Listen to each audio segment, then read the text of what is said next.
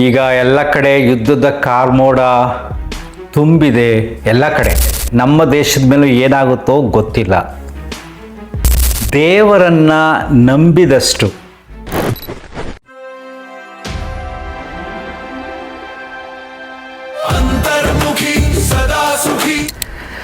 ನಮಸ್ಕಾರ ಸ್ನೇಹಿತರೆ. ಈಗ ಎಲ್ಲ ಕಡೆ ಯುದ್ಧದ ಕಾರ್ಮೋಡ ತುಂಬಿದೆ. ಎಲ್ಲ ಕಡೆ ಕೆಲವು ಕಡೆ ಯುದ್ಧಗಳು ನಡೀತಾ ಇದೆ. ನಮ್ಮ ದೇಶದ ಮೇಲೂ ಏನಾಗುತ್ತೋ ಗೊತ್ತಿಲ್ಲ. ಸೊ ಈ ರೀತಿ ಯೋಚನೆ ಮಾಡ್ತಾ ಮಾಡ್ತಾ ಮಲಗಿದಾಗ ಮನಸ್ಸಲ್ಲಿ ಒಂದು ರೀತಿಯಾದ ನೋವಾಗುತ್ತೆ. ಯಾವ ನೋವು ಗೊತ್ತಾ? ದೇವರನ್ನ ನಂಬಿದಷ್ಟು ಜನರು ಮನುಷ್ಯನನ್ನ, ಮಾನವತ್ವವನ್ನ, ಮಾನವ ಧರ್ಮವನ್ನ ನಂಬಿದ್ದರೆ ಇಷ್ಟೊಂದು ಸಂಘರ್ಷಗಳು ಭೂಮಿಯ ಮೇಲೆ ನಡೆಯುತ್ತಿರಲಿಲ್ಲ. ಎಲ್ಲ ಧರ್ಮಗಳಲ್ಲಿ ನಾವು ದೇವರನ್ನು ನಂಬ್ತೀವಿ. ದೇವರಿದ್ದಾನೆ, ಎಲ್ಲವೂ ಅವನಿಂದಲೇ ನಡೆಯೋದು. ಅವನ ಆಣತಿ ಇಲ್ಲದೆ ಯಾವುದೂ ಚಲಿಸುವುದಿಲ್ಲ. ಚರಾಚರ ವಸ್ತುಗಳಲ್ಲಿ ಭಗವಂತನಿದ್ದಾನೆ ಅಂತೀವಿ ಹಿಂದೂ ಧರ್ಮದಲ್ಲಿ. ಬೇರೆ ಬೇರೆ ಧರ್ಮದಲ್ಲದೆ ಅವರದೇ ಆದ ಕಲ್ಪನೆಯಲ್ಲಿ, ಅವರದೇ ಆದ ಮಿತಿಯ ಅರಿವಿನಲ್ಲಿ ಧರ್ಮಗಳು ಸೃಷ್ಟಿಯಾಗಿದೆ. ಆ ದೇವರಿಗೋಸ್ಕರ ನಾನು ಏನು ಬೇಕಾದರೂ ಮಾಡ್ತೀನಿ ಅಂತಾರೆ. ಆದರೆ ಸ್ವಲ್ಪ ಯೋಚನೆ ಮಾಡಿ, ಯುದ್ಧಗಳ ವಿಚಾರಗಳನ್ನು ತಗೊಂಡಾಗ, ಯುದ್ಧಗಳು ನಡೆಯುವಾಗ, ಸಾವು ನೋವುಗಳು ಆಗುವಾಗ ದೇವರು ಬಂದು ಕಾಪಾಡಿದ್ದಾನೆ ಅನ್ನತಕ್ಕಂಥ ನಿದರ್ಶನಗಳು ಭೂಮಿ ಮೇಲೆ ಇಲ್ಲ. ನಮ್ಮ ಭವ್ಯ ಭಾರತದ ಮೇಲೆ 17 ಬಾರಿ ಆಕ್ರಮಣ ಮಾಡಿದಾಗ ಯಾವ ದೇವರು ನಮ್ಮನ್ನು ಕಾಪಾಡಿಲ್ಲ. ಈಗ ಆ ವಿಷಯ ಬೇರೆ. ಈಗ ಸ್ವಲ್ಪ ಯೋಚನೆ ಮಾಡಿ ನೋಡಿ. ಈ ಎಲ್ಲ ಮಾತಾಡ್ತಾ ಇರ್ತಾರೆ. ಒಳ್ಳೆ ಬುದ್ಧಿ ಬಂದಾಗ ಭಗವಂತ ಒಳ್ಳೆ ಬುದ್ಧಿ ಕೊಟ್ಟ, ಕೆಟ್ಟ ಬುದ್ಧಿ ಬಂದಾಗ ನೀನೇ ಕಲ್ತ್ಕೊಂಡೆ ಅಂತ ಹೇಳ್ತಾರೆ. ಸೊ ಒಂದು ಬುದ್ಧಿ ಬರಬೇಕಾದ್ರೆ, ಅವನಲ್ಲಿ ಜ್ಞಾನ ಬರಬೇಕಾದ್ರೆ, ಅವನಲ್ಲಿ ಚಿಂತನೆ ಬರಬೇಕಾದ್ರೆ ಭಗವಂತ ಕಾರಣ ಅಂತ ನಾವು ಹೇಳ್ತೀವಿ. ನನ್ನ ಎಲ್ಲ ಶ್ರೇಯಸ್ಸಿಗೆ ಭಗವಂತ ಕಾರಣ ಅಂತ ಹೇಳ್ತೀವಿ. ಸೊ ಒಂದು ಮಿಸೈಲ್ ಕಂಡುಹಿಡಿಯಬೇಕಾದ್ರೆ, ಒಂದು ನ್ಯೂಕ್ಲಿಯರ್ ಬಾಂಬ್ ಕಂಡುಹಿಡಿಯಬೇಕಾದ್ರೆ, ಒಂದು ದೊಡ್ಡ ದೊಡ್ಡ ವೆಪನ್ಸ್ ಕಂಡುಹಿಡಿಯಬೇಕಾದ್ರೆ ಆ ಕಂಡುಹಿಡಿಯುವ ಬುದ್ಧಿಯನ್ನು ಕೊಟ್ಟವರು ಯಾರು? ಅದೇನು ಸಣ್ಣ ಪುಟ್ಟ ಬುದ್ಧಿನ ಅದು? ಮಿಸೈಲ್ಸ್ ಮಾಡೋದು, ನ್ಯೂಕ್ಲಿಯರ್ ಬಾಂಬ್ ಮಾಡೋದು ಎಂಥ ಟೆಕ್ನಾಲಜಿ. ಆ ಬುದ್ಧಿ ಕೊಟ್ಟವ್ರು ಯಾರು? ದೇವರೇ ಕೊಟ್ಟ ಅಲ್ವಾ? ಆ ಬುದ್ಧಿನ ದೇವರೇ ಕೊಟ್ಟ. ಬೇರನ್ನ ಸಾಯಿಸೋನಕ್ಕೋಸ್ಕರ ಎಷ್ಟೊಂದು ಜನರಿಗೆ ಬುದ್ಧಿಯನ್ನು ಕೊಡ್ತಾವನು ದೇವರು. ಎಷ್ಟೊಂದು ಜನ ವಿಜ್ಞಾನಿಗಳಿದ್ದಾರೆ. ಎಂತೆಂಥ ಯುದ್ಧ ವಿಮಾನಗಳು ಬರ್ತಾ ಇದೆ, ನೀರಿನ ಮೇಲೆ ಎಂತೆಂಥ ಹಡಗುಗಳು ಬರ್ತಾ ಇದೆ, ಅಲ್ಲಿ ಎಂತೆಂಥ ಟೆಕ್ನಾಲಜಿ ಬರ್ತಾ ಇದೆ, ನೀರು ಒಳಗಡೆ ಇದ್ಕೊಂಡು ಹೊಡಿತಕ್ಕಂಥ ಟೆಕ್ನಾಲಜಿಗಳು ಬರ್ತಾ ಇದೆ. ಇವೆಲ್ಲವನ್ನು ಮಾಡಬೇಕಾದ ಸಣ್ಣ ಪುಟ್ಟ ಚಿಂತನೆ ಅಲ್ಲ. ಅಂಥ ಅದ್ಭುತವಾದ ಶಕ್ತಿಯನ್ನು ಕೊಟ್ಟವನು ಯಾರು? ದೇವರೇ. ಯಾಕೆ ಕಚ್ಚಾಡ್ಕೊಂಡು ಸಾರಿ ಅಂತನ? ಸ್ವಲ್ಪ ಯೋಚನೆ ಮಾಡಿ. ಕೆಲವು ಹೆಂಗೆ ಯೋಚನೆ ಮನಸ್ಸಲ್ಲಿ ಬರುತ್ತೆ ಅಂದರೆ, ಸಾಮಾನ್ಯ ವ್ಯಕ್ತಿ ತಂದೆ ಮನೇಲಿರಬೇಕಾದಾಗ ಮನುಷ್ಯ, ಅವನು 4 ಜನ ಮಕ್ಕಳು, ಯಾವುದೋ ವಿಚಾರಗಳು ಒಬ್ಬೊಬ್ಬ ಒಂದೊಂಥರ ಯೋಚನೆ ಮಾಡ್ತಿರ್ತಾನೆ, ಜಗಳಕ್ಕೆ ಬೀಳ್ತಾರೆ. ಸೊ ತಂದೆ ಏನು ಮಾಡ್ತಾನೆ? ಜಗಳ ಬಿಡ್ಸಕ್ಕೆ ಹೋಗ್ತಂತಾನೆ, ಅಥವಾ ತಂದೆ ಅಂದರೆ ಗಟ್ಟಿಯಾಗಿರೋ ಒಡೆದು ಕೂರಿಸ್ತಂತಾನೆ. ತಂದೆ ಇನ್ನೂ ಸ್ಟ್ರಾಂಗ್ ಇದ್ರೆ ಮನೆಯಿಂದ ಹೊರಗಡೆ ತಳ್ಳಿಬಿಡ್ತಾನೆ ಅಲ್ವಾ? ಸೊ ನಮ್ಮ ತಂದೆ ಸೃಷ್ಟಿಕರ್ತ ಎಷ್ಟೊಂದು ಸ್ಟ್ರಾಂಗ್ ಇದ್ದಾನೆ. ಅವನು ಎಲ್ಲ ಧರ್ಮದವರಿಗೆ ಯಾಕೆ ವಾರ್ನ್ ಮಾಡಿಲ್ಲ? ನೀವು ಯುದ್ಧ ಮಾಡಿದ್ರೆ ನಿಮಗೆ ಪನಿಷ್ಮೆಂಟ್ ಕೊಡ್ತೀನಿ. ಒಬ್ಬ ಸಾಮಾನ್ಯ ವ್ಯಕ್ತಿ ತಪ್ಪು ಮಾಡಿದ್ರೆ ತಂದೆ ಸುಮ್ಮನೆ ಇರ್ತಾರಾ? ಪನಿಷ್ಮೆಂಟ್ ಕೊಡ್ತಾರೆ. ದೇವ್ರು ಹೇಳಿದಾನ, ನೀನು ನೋಡಿ ಪನಿಷ್ಮೆಂಟ್ ಕೊಡ್ತೀನಿ. ಪನಿಷ್ಮೆಂಟ್ ಎಲ್ಲರಿಗೂ ಗೊತ್ತಾಗಬೇಕು ಏನು ಕೊಡ್ತಾ ಇದೆ ನಮ್ಮ ಪನಿಷ್ಮೆಂಟ್ ಅಂತ. ಆವಾಗ ಏನು ಮಾಡೋಕ್ಕೆ ಹೋಗೋದಿಲ್ಲ ಅಲ್ವೇನ್ರಿ? ಅಥವಾ ಮಗನಿಗೆ, ತಂದೆ ಎದುರುಗಡೆ ಮಗನಿಗೆ ಹೊಡೆದ್ರೆ ತಂದೆ ಸುಮ್ಮನಿರ್ತಾನ? ಸೊ ನಾವೆಲ್ಲರೂ ಭಗವಂತನ ಮಕ್ಕಳಾದಾಗ ಮಕ್ಕಳಿಗೆ ಬೇರೆಯವ್ರು ಹೊಡೆದ್ರೆ ತಂದೆ ಅದನ್ನು ಏನು ಮಾಡಬೇಕು? ಪನಿಷ್ಮೆಂಟ್ ಕೊಡಬೇಕಲ್ವಾ? ಸೊ ದೇವ್ರು ಏನು ಮಾಡ್ತಿದ್ದಾನೆ ಇವಾಗ? ನೀವು ಕಚ್ಚಾಡ್ಕೊಂಡು ಸಾರಿ ಅಂತ ಸುಮ್ಮನಿದ್ದಾನೆ ಅಲ್ವಾ? ನೀವು ಕಚ್ಚಾಡ್ಕೊಂಡು ಸಾಯಿರಿ.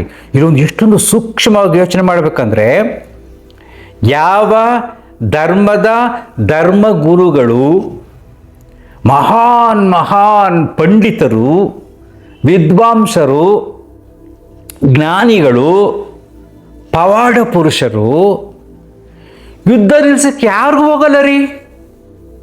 ಬೇರೆ ಟೈಮಲ್ಲಿ ಏನು ಭಾಷಣ ಹೊಡಿತಾನೆ ಇರೋದೆ. ಟೀಮ್ ಮಾಡಿಕೊಂಡು ಎಲ್ಲ ಧರ್ಮದ ಗುರುಗಳು ಒಂದು ಧರ್ಮದ ಬಗ್ಗೆ ನಾನು ಮಾತಾಡ್ತಿಲ್ಲ. ಮನಸ್ಸಲ್ಲಿ ಬರೋದು ನನ್ನ ಮನಸ್ಸಲ್ಲಿ ಸುಮ್ಮನೆ ನಿಮ್ಮ ಜೊತೆ ಶೇರ್ ಮಾಡ್ಕೋತಾ ಇದ್ದೀನಿ. ನಮ್ಮ ಆ್ಯಪಲ್ ಲೈಫ್ ಯೂಟ್ಯೂಬ್ ಚಾನಲಲ್ಲಿ 49,000 ಜನ ಸಬ್ಸ್ಕ್ರೈಬರ್ಸ್ ಇದ್ದಾರೆ. ಅದರಲ್ಲಿ ಒಂದು 2,000 ಜನ ನನ್ನನ್ನು ಫಾಲೋ ಮಾಡ್ತಾರೆ, ನನ್ನ ಥಾಟ್ಸ್ ಥರ. ಉಳಿದವರೆಲ್ಲ ಅವ್ರಿಗೆ ಏನೇನು ಬೇಕೋ ಅದು ನೋಡ್ಕೊಂಡು ಹೋಗ್ತಾರೆ. ಸೊ ಇಂಥ ಯುದ್ಧ ನಡಿಬೇಕಾದಾಗ ಇದು ಏನಾಗುತ್ತೆ ಅಂತ ಗೊತ್ತಿಲ್ಲ. ಈಗ ನಡೀತಾರೆ ಯುದ್ಧ, ಎಲ್ಲ ಕಡೆ ಸ್ಪ್ರೆಡ್ ಆಗ್ಬೋದು, ಏನು ಬೇಕಾದರೂ ಆಗ್ಬೋದು. ದ್ವೇಷ ಅಂತೂ ನಾಶ ಆಗೋದಿಲ್ಲ. ನೀವು ಎಷ್ಟು ಜನರನ್ನು ಸಾಯಿಸ್ತಾರೋ ಅಷ್ಟು ದ್ವೇಷ ಬೆಳೀತಾ ಹೋಗ್ತಾ ಇರುತ್ತೆ. ಅದು ಜಗತ್ತಿನಲ್ಲಿ ಅಶಾಂತಿನ ಉಂಟು ಮಾಡ್ತಾ ಹೋಗ್ತಾ ಇರುತ್ತೆ. ಇವೆಲ್ಲದಕ್ಕೂ ಮೂಲ ಕಾರಣವೇ ಧರ್ಮ. ದೇವರು ಎಷ್ಟು ದೇವರನ್ನು ನಂಬಿರ್ತಾರೋ ಅಷ್ಟು ನಂಬಿಕೆ ಮನುಷ್ಯರ ಮೇಲೆ ಬಂದ್ಬಿಟ್ರೆ ಸಾಕ್ರಪ್ಪ. ಮಾನವ ಧರ್ಮದ ಬೇರೆ ಮಾನವೀಯತೆ ಮೇಲೆ ಬಂದರೆ ನಾವು ಜಗಳ ಕಾಯೋದಿಲ್ಲ. ನಿನ್ನ ಪಾಡು ನೀನು ಚೆನ್ನಾಗಿರು, ನನ್ನ ಪಾಡು ನಾನು ಚೆನ್ನಾಗಿರ್ತೀನಿ, ನಮ್ಮ ಮನೆಗೆ ನೀನು ಬಾ, ನಿಮ್ಮ ಮನೆಗೆ ನಾನು ಬರ್ತೀನಿ, ನಗ್ನಗ್ತಾ ಇರೋಣ, ಖುಷಿಯಾಗಿರೋಣ, ಹಂಚ್ಕೊಂಡು ತಿನ್ನೋಣ. ನನ್ನ ಹತ್ರ ಜಾಸ್ತಿ ದುಡ್ಡಿದೆ ಅಥವಾ ನೀನು ಡೆವಲಪ್ ಮಾಡ್ಕೊತ ಒಂದು ಕಂಟ್ರಿ ಕೊಡ್ಬೇಕು ದುಡ್ಡನ್ನ. ನನ್ನ ಹತ್ರ ದುಡ್ಡಿದೆ, ನೀನು ಡೆವಲಪ್ ಆಗು. ವೆಪನ್ಸ್ ಅಲ್ಲ. ಇದಕ್ಕೆ ನನಗೆ ಕೋಪ ಬರೋದು. ಧರ್ಮದ ಮೇಲೆ, ದೇವರ ಮೇಲೆ ಇರ್ತಕ್ಕಂಥ ನಂಬಿಕೆ ಮನುಷ್ಯನ ಮೇಲೆ ಇಲ್ವಲ್ಲ, ಮಾನವ ಧರ್ಮದ ಮೇಲೆ ಇಲ್ವಲ್ಲ, ಮಾನವೀಯತೆ ಮೇಲೆ ಇಲ್ವಲ್ಲ.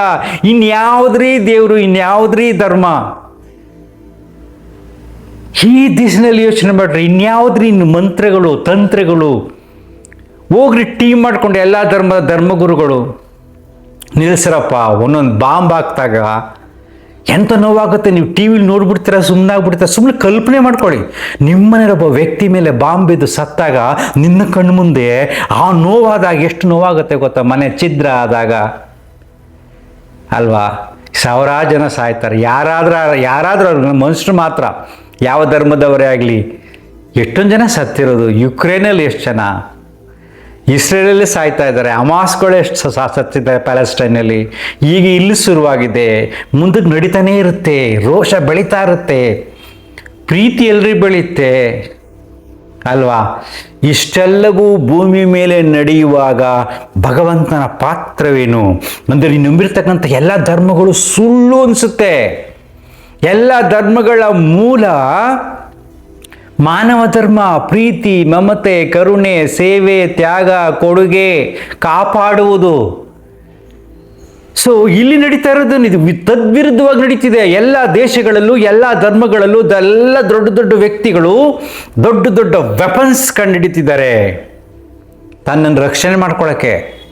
ನಾವು ಭಾರತ ದೇಶದಲ್ಲಿ 3 ಕೋಟಿ ದೇವರಿದ್ರು ಕೂಡ ನಾವು ಎಂಥ ಬ್ರಹ್ಮೋಸು ಅಂತಂಥ ವೆಪನ್ಸ್ ಎಲ್ಲ ಕಂಡುಹಿಡಿತಿದ್ದೀವಲ್ವಾ, ಮಿಸೈಲ್ಸ್ ಎಲ್ಲ. ಅದಿಲ್ಲ ಅಂತಿದ್ರೆ ನಮ್ಗೆ ಅಷ್ಟೇ ಕತೆ. ಪಾಕಿಸ್ತಾನದವರು ನೆಕ್ಸ್ಟ್ ಡೇನೇ ಹೊಡೆದಾಕ್ಬಿಡ್ತಾರೆ ಅಲ್ವಾ? ಅಷ್ಟೊಂದು ಮನುಷ್ಯನಲ್ಲಿ ಅಜ್ಞಾನ ತುಂಬಿದೆ ಧರ್ಮದ ಬಗ್ಗೆ.